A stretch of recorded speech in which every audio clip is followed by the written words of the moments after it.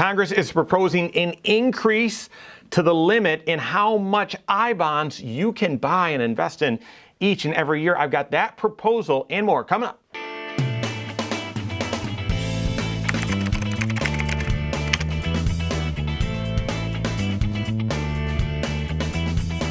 My name's Mike Bernard, the host of the Wise Money Show. I'm also one of the certified financial planners right here at Korhorn Financial Group. Make sure you hit that subscribe button, turn on notifications, and smash that thumbs up button. I bonds, my goodness, paying 9.62% for 6 months as long as you invest in them before the end of this month, before Halloween, October 31. You'll have that rate for 6 months, and then your rate will change for the next 6 months to whatever the new rate is. And I'm assuming it's going to be a good number. Should be announced any day now. By the time you're watching this, may be that new interest rate number may be out. But with I bonds, these are Treasury savings bonds, but the interest rate is linked to inflation. And so you might say, oh, fantastic. That makes a ton of sense. You've probably heard about them. No one knew about them a year ago. Guys, these are incredibly complicated. And I've done lots of videos about them.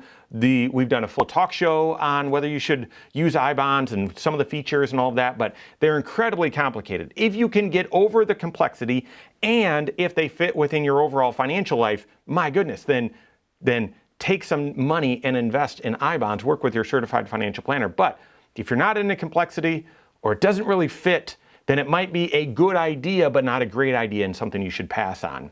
I bonds, one of the challenges with them is that there's a limit on how much you can invest in them. Right now, that limit is $10,000 per person per calendar year. Did a video recently about how you can sort of get around that or maximize those limits. You can do 10,000, your spouse can do 10,000. Jointly, your trust could do 10,000. You can even buy up to $5,000 of I bonds through your tax return via paper copies. Guys, it's extremely confusing. So that at some point inflation will take care of itself. And so this interest rate is adjusted with inflation. And as inflation starts to normalize, and I hope it does, probably not as soon as we all would hope, but as that does, it's likely this interest rate's going to come back down to earth. And when it does, you might want to cash out or get your money out of these I bonds. Note that you've got to hold them for at least 12 months. And if you cash out within 5 years, when you cash out, you're going to have to pay 3 months of interest back.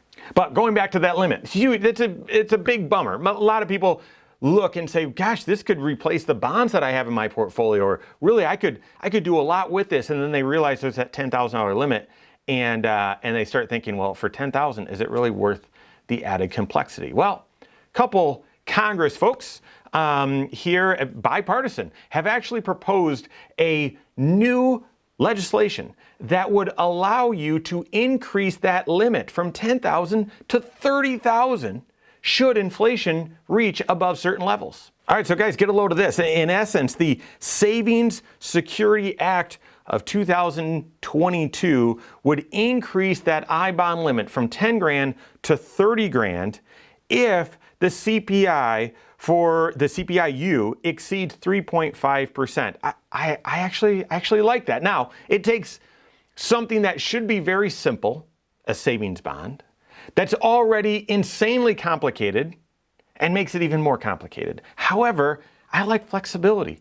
I like choice. I don't like limits. I mean, financial planning is all about looking at what are all of your choices and then being proactive with your financial decisions to have as many choices as possible, and then using that comprehensive financial approach, which we call One Plan, to decide what's the very best choice among a range of good choices. And so if inflation is above 3.5%, all of a sudden being able to invest more into I bonds, I love that. I love it. Now, I think early on when we were dealing with inflation going up and the Fed saying that it wasn't, this is, several months ago, I was going back through and I was looking at, some of literature, basically some economist explanation of the hyperinflation days of 1980, late 70s and early 80s. And In one video, and I'm not going to pull it up here, but this economist was writing that, well, these are the circumstances that led to it, and it could not happen again because the Fed would never do these sorts of things. And they did it. I'm reading this from an economist where basically they're saying this would never happen again, and it's verbatim exactly what the Fed did in response to COVID and really what's transpired in the last 24 months. And so I would hope now, maybe the Federal Reserve is unwilling to play with fire like they did and actually say, we want to create inflation. We want inflation above our target. I think hopefully this teaches them, humbles them that, hey, listen, don't mess around with that. And so I would hope that we don't see this hyperinflation again ever, or certainly for another 40 years. So this provision, if this is passed, that would allow someone to invest more than $10,000 into I-bonds should CPIU reach above 3.5%. Hopefully it's not very applicable, but has my support, absolutely. If I-bonds make sense for you, or you think they might, work with your certified financial planner. They're looking at all 6 areas of your financial life, and they're going to help you avoid some pitfalls. Meaning, don't put your emergency fund in here. Don't put money that you were going to contribute to a Roth IRA. Don't put that in an I-bond. Those sorts of things. But they're going to help you figure out if this makes sense, and if so, help you figure out the right strategy to get the right amount into I-bonds and work around this limit. Again, you could invest, your spouse could invest, your trust could invest, you could get some through a tax return. We are pretty close to the end of the year. We're in the fourth quarter now, and so you could actually do a little bit now and then a little bit after the year ticks. So work with your certified financial planner, explore all the strategies, whether this legislation gets passed or not. Work with your CFP, see how I-bonds can fit in your overall financial life. If you don't have a CFP that can help you with that, you can contact one on my team. Find us online, Korhorn.com. That's Korhorn with the K, wisemoneyshow.com. You can find us there as well, or send us an email, info@Korhorn.com. All right, there you have it. Go out and take your next wise step in your financial life.